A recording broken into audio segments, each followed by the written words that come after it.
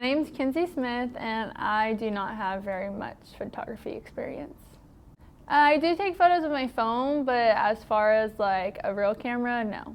I do take a lot of photos. Like I like taking photos of the sunsets, and I'm not up for sunrises. Well, I am, but not enough to take photos of sunrises. But most of the time I enjoy taking photos of sunsets or like any kind of nature, just on my phone though.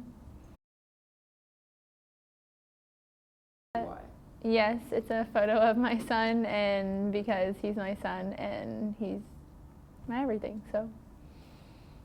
My name is Michelle Marr, and my experience with photography, I've been doing it ever since I got my first phone. I loved taking pictures, and last semester I was able to take a photography class.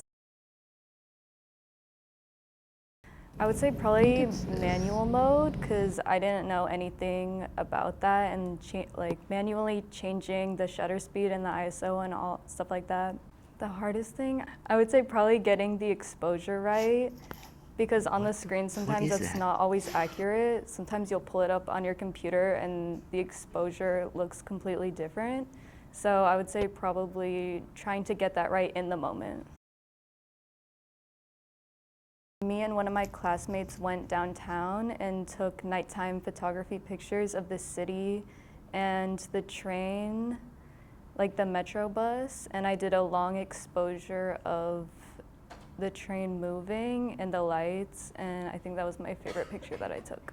My name is Madison, and I've taken photography 1, and then I do photography for my church. I'm actually the lead photographer there. So usually like a worship service, or when the pastor's preaching, or kids, or interactions like in the lobby.